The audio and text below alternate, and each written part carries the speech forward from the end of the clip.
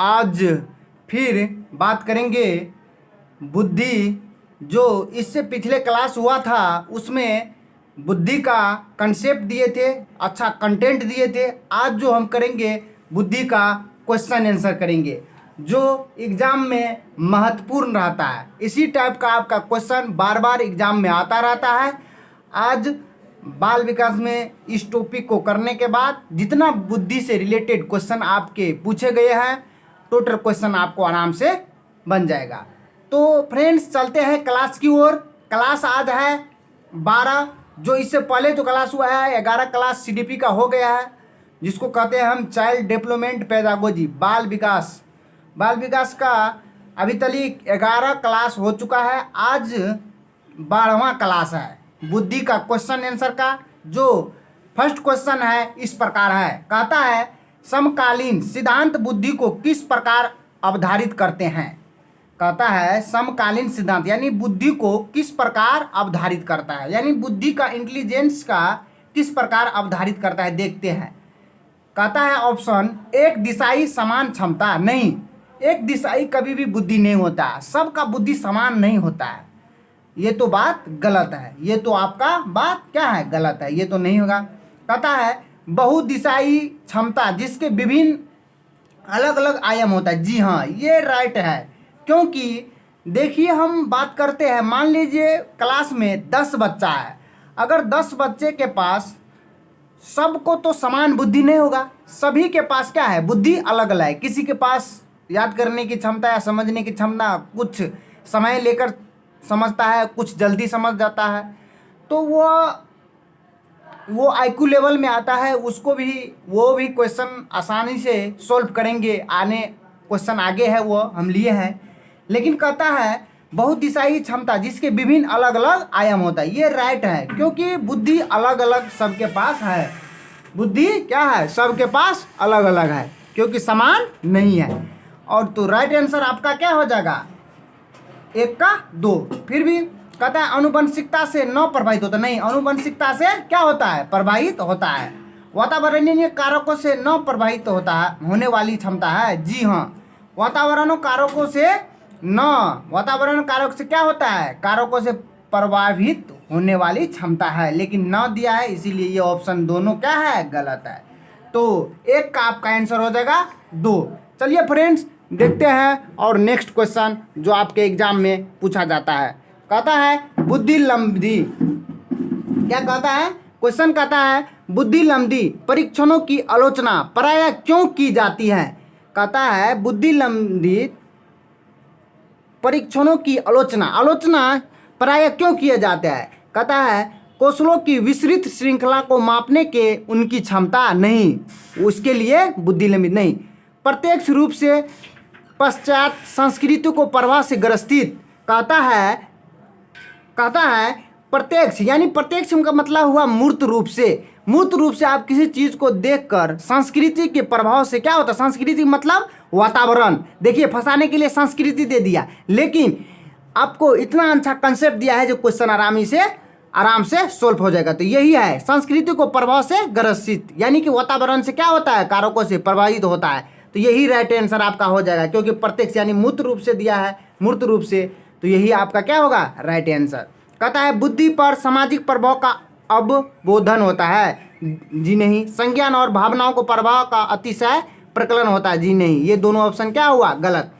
चलिए और देखते हैं नेक्स्ट क्वेश्चन। कहता है क्वेश्चन है 3 नंबर, हार्वर्ड गार्डन ने अपने बहुबुद्धि के सिद्धांत में निम्न में से किस बुद्धि प्रकार को शामिल नहीं किया गया। जो हार्वर्ड गार्डन था वो कई प्रकार के बुद्धि दिया है, लेकिन एनसीईआरटी के अकॉर्डिंग आपको 8 प्रकार दिया है। तो 8 प्रकार में इसमें से कौन सा बुद्धि नहीं है वो बात करें तो प्राकृतिक बुद्धि। जी हाँ, प्राकृतिक बुद्धि तो है, क्योंकि प्राकृतिक बुद्धि के अंतर्गत आएगा किसान। उसके बाद स्थानीय बुद्धि के अंतर्गत कौन आएगा, ठेकेदार, जो थोड़ा सा ज़मीन मिल गया उस ज़मीन के अंदर क्या करेगा, अमूर्त रूप से अपनी नक्शा बना के घर बना देगा। कहता है बोधन बुद्धि। जी नहीं, ये नहीं है, लेकिन हमको क्या पूछा है, नहीं पूछा है, इसीलिए निगेटिव का भाई निगेटिव। कहता है अंतर्व्यक्तिक बुद्धि, यानी दूसरों के साथ इंटेक्ट करना, इसके अंतर कौन कौन आता है, जैसे नेता, टीचर, इसके अंतर आता है। तो फ्रेंड्स और देखेंगे महत्वपूर्ण। ये सारा कंसेप्ट मैंने पिछले वीडियो में बता चुका हूँ, आप लोग नहीं देखे हैं तो जाकर देख लीजिए। तो इसका 3 का आंसर हो जाएगा आपका 3, क्योंकि हम मेरा निगेटिव पूछा था नहीं। चलिए देखते हैं फ्रेंड्स, और 4 नंबर क्वेश्चन क्या कहता है। कहता है रेणु एक विद्यालय में परमसारदाता, यानी रेणु, कहता है क्वेश्चन, रेणु एक विद्यालय में परमसारदाता है। परमसारदाता का मतलब काउंसलर, जो काउंसलिंग कराता है। नहीं, आप एडमिशन लेता है तो किसी चीज़ में, चाहे इंट्रांस एग्जाम देकर पास होता है तो काउंसलिंग नहीं होता है, उसी काउंसलर कराता है, यानी दूसरे के साथ क्या करता है, इंटरेक्ट करता है। तो काउंसलर ही ना करेगा दूसरे के साथ, हाँ जी इस बार आपका मार्क्स कम आ गया, जाइए दूसरी बार तैयारी कीजिए आप अच्छा से, उसके बाद आना आप काउंसलिंग कराने के लिए। उसी को हम क्या कहेंगे, परमसारदाता, जिसको कहते हैं इंग्लिश में काउंसलर। तो परमसारदाता है। तो हार्वर्ड गार्डन के सिद्धांत के अनुसार प्रभावी परमसारदाता के रूप में उसके पास कौन सी बुद्धि होनी चाहिए। कहता है काउंसलर के पास कौन सी बुद्धि होनी चाहिए, तो दूसरे के साथ क्या करता है, इंटरेक्ट करता है। कारण यह है, इसलिए इंटरेक्ट करता है, जैसे काउंसलिंग करवाने के लिए कोई चीज़ एडमिशन के लिए गए हैं हम लोग, मान लीजिए उसमें इंट्रांस एग्जाम में कुछ कम नंबर आ गया, हमको सीट नहीं मिला, तो परमसारदाता क्या करेगा, काउंसलर, जाइए आप दूसरी बार, पिछली बार आप अच्छा से तैयारी की करके आइए और अच्छा नंबर लाइए, तब आपका क्या होगा, एडमिशन होगा। तो क्या करेगा हमारा काउंसलर, यानी इंटरेक्ट करता है, जाइए प्रेरित करता है। तो यह कौन सा बुद्धि के अंतर्गत आ गया, अंतर व्यक्तिगत, यानी पारस्परिक बुद्धि, जिसको कहते हैं ये आपका 3 नंबर में। भाषिक बुद्धि में आएगा वही जो भाषा, जैसे कवि लेख भाषा देगा, उसके बाद वकील, यह सब आता है कौन में, भाषिक बुद्धि में। अंत व्यक्ति जो खुद के साथ इंटरेक्ट करता है, जैसे तपस्या करने वाले ब्राह्मण, वो सब अंत व्यक्ति के अंतर्गत। स्थानीय बुद्धि मैंने कह दिया, जो ठेकेदार है वो स्थानीय बुद्धि। चलिए देखते हैं और नेक्स्ट 5 नंबर बुद्धि, 5 नंबर क्वेश्चन, 5 नंबर क्वेश्चन देखते हैं, और उसके बाद फिर नेक्स्ट क्वेश्चन करवाऊंगा अच्छा से।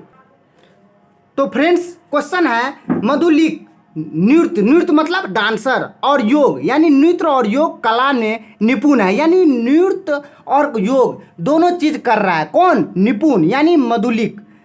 तो हार्वर्ड गार्डन के अनुसार उसके पास किस प्रकार के बुद्धि उच्च स्तरीय है, यानी क्या कर रहा है, नृत्य, यानी शरीर को गति दे रहा है।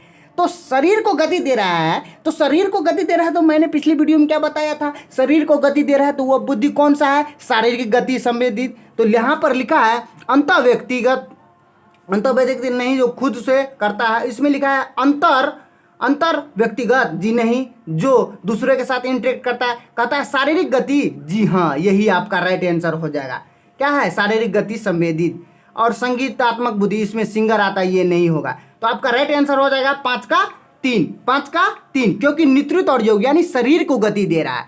तो फ्रेंड्स 5 नंबर क्वेश्चन में अच्छा से कंसेप्ट दिया हूं, और अगर सारा आपको बुद्धि को चाहिए एक साथ, तो आप पिछली वीडियो जाकर देखिए, 2 वीडियो मैंने अपलोड कर दिया हूं अच्छे से, उसके बाद आप लोगों को क्वेश्चन बनाना। चलिए देखते हैं फ्रेंड्स और अच्छा क्वेश्चन जो आपके प्रीवियस ईयर में पूछा गया है। तो फ्रेंड्स अभी बने रहिएगा वीडियो में, क्वेश्चन अच्छा लिया हूं मैंने। कहता है बुद्धि लंबित यानी IQ परीक्षणों के संदर्भ में निम्नलिखित में से कौन सा कथन सही है। कहता है यानी IQ लेवल का परीक्षण करता है, कौन सा व्यक्ति में कितना IQ लेवल है। तो परीक्षणों का संदर्भ में निम्नलिखित में से कौन सा कथन सही है। कहता है वे बहुत व्यापक तरीके से बुद्धि को मापते हैं, यानी क्या स्पेशल तरीके से आप बुद्धि मापिएगा, नहीं, व्यापक मतलब स्पेशल, तो ये तो आपका नहीं होगा ऑप्शन। कहता है बुद्धि लंबित परीक्षणों में मापने की एक निश्चित प्रकार की त्रुटि है। जी, जब बच्चा में त्रुटि होगा तब ना आप जाइएगा बुद्धि लंबित नापने के लिए। जो चल तो रे, जैसे देखिए गांव घर में या चाहे किसी स्कूल और में देखते होंगे आप, बहुत कमज़ोर बच्चा आपको 4-5 देखने को मिल जाएगा, जिसको हम लोग कहते हैं बहुत कमज़ोर या आप भूसकोल कहते हैं, वो बहुत देखने को मिलता है। लेकिन वो शिक्षक और अनुमान नहीं लगाया जो उसके पास क्या त्रुटि है, क्या उसमें कमी है, क्यों इतना कमज़ोर है ये बच्चा। जैसे तो वही तो बुद्धि लंबित परीक्षणों को मापने के एक निश्चित प्रकार की क्या है, त्रुटि है। तो त्रुटि रहेगा उसमें तब ना जाएंगे नापने के लिए। तो यही आपका क्वेश्चन का आंसर होगा, क्योंकि यही आपका क्वेश्चन कह रहा है। तो राइट आंसर आपका क्यों हो जाएगा, 6 का 2। देखते हैं और क्वेश्चन, बुद्धि लंबित परीक्षणों को किसी भी प्रकार के संस्कृति पूर्वाग्रह से मुक्त होता नहीं, संस्कृति यानी पूर्वाग्रह से नहीं होता है मुक्त। क्योंकि आप मान लीजिए किसी व्यक्ति के पास बहुत ज़्यादा बुद्धि है, उसका बच्चा होगा या बालक होगा तो क्या उसके पास बहुत ज़्यादा हो जाएगा, उसी के समान हो जाएगा? नहीं, वो तो वातावरण पर निर्भर करता है।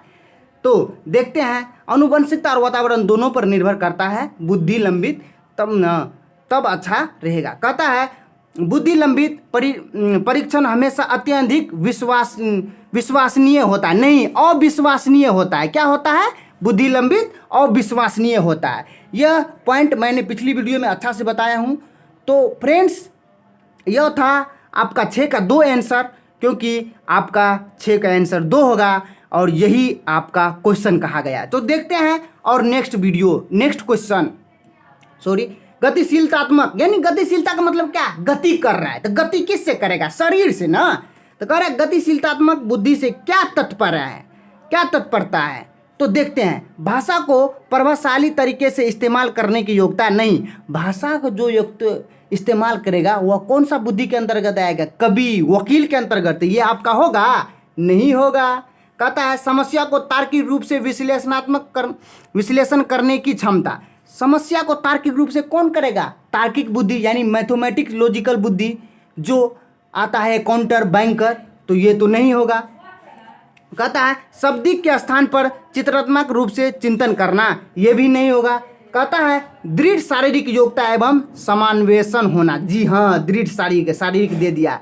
तो आपका राइट आंसर हो जाएगा 7 का 4। 7 का आपका राइट आंसर कौन हो जाएगा? 4। 7 का आंसर हो जाएगा कौन? 4। चलिए फ्रेंड्स, और देखते हैं नेक्स्ट क्वेश्चन।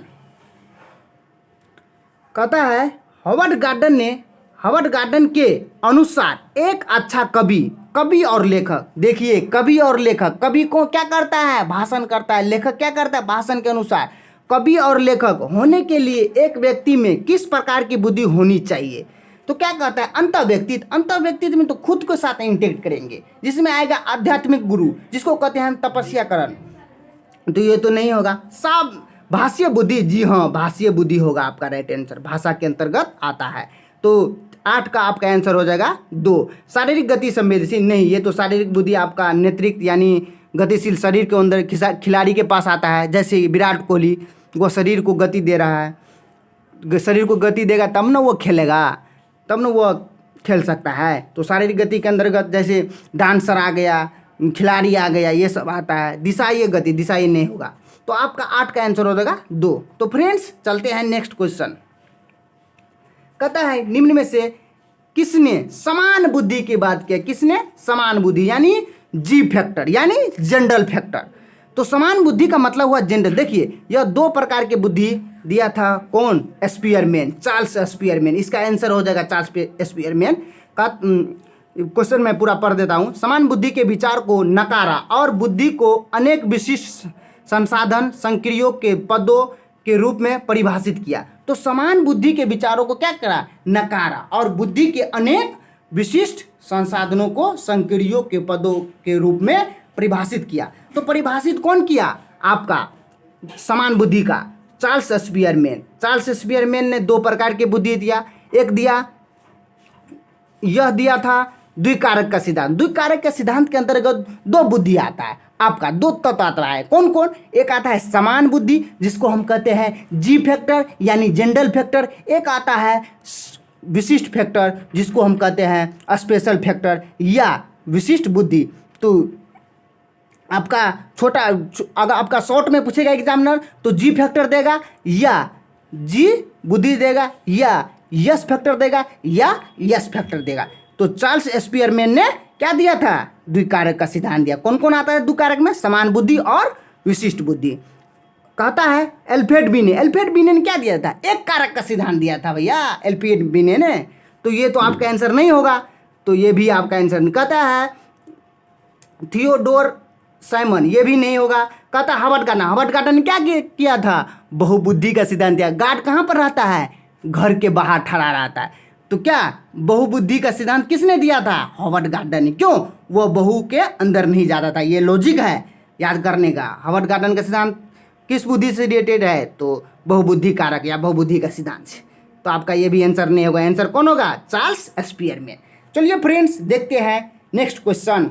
तो फ्रेंड्स देखते हैं नेक्स्ट क्वेश्चन। कहता है बुद्धि माता का अनुभवात्मक तत्व क्या है? किससे रिलेटेड है अनुभवात्मक तत्व?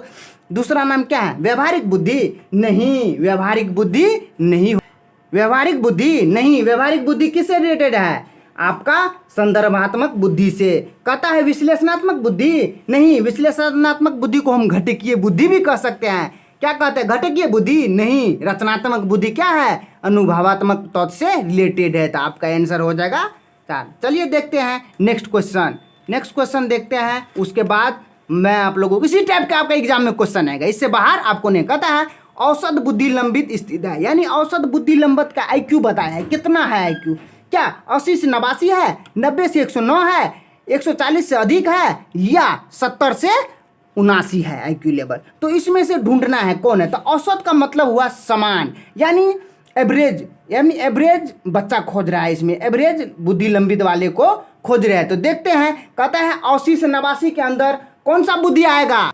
80 से 89 में आएगा समान बुद्धि से क्या? नीचे। और 90 से 109 से 9 तक कौन सा बुद्धि आएगा? औसत बुद्धि। इसी में आएगा एवरेज बुद्धि आपका। और उसके बाद 140 से अधिक, 140 से अधिक आएगा कौन? प्रतिभाशाल बुद्धि, यानी गिफ्टेड स्टूडेंट। जो सबसे प्रतिभाशाल बुद्धि हो जाएगा जिसके पास वो जो सबसे तेज है। जैसे कौन? एक बच्चे की बात कर रहे हैं हम, कौटिल्य पंडित, जो आपके राजस्थान के रहने वाला है। वही किसी आपको कोई आंसर, उसको गूगल बॉय के नाम से जाने जाता है। आपको कोई आंसर पूछिए उससे, कोई क्वेश्चन पूछिए, आप तुरंत आंसर देगा वो। कहता है 70 से 79 तक मंद बुद्धि को होता है। तो ये भी आपका आंसर नहीं होगा, ये भी आपका आंसर नहीं होगा। तो राइट आंसर हो जाएगा कौन? 11 का 2। तो फ्रेंड्स ये था, मैंने महत्वपूर्ण 11 क्वेश्चन लिए थे बुद्धि से, बहुहावर्ड बुद्धि। और उसके बाद मैंने हार्वर्ड गार्डन से भी क्वेश्चन लिए थे। उसके बाद IQ लेवल से भी क्वेश्चन लिए थे। उसके बाद आपको इस टाइप के क्वेश्चन बार बार रिपीट होता है सीटेट के एग्जाम में, जो आपको महत्वपूर्ण आता है। तो फ्रेंड्स आज के लिए इतना ही। नेक्स्ट वीडियो में मिलेंगे नेक्स्ट टॉपिक के साथ। तब तक आप चैनल को सब्सक्राइब नहीं किए तो सब्सक्राइब कर लीजिए, लाइक कर लीजिए, शेयर कर लीजिए। धन्यवाद। जय हिंद, जय भारत।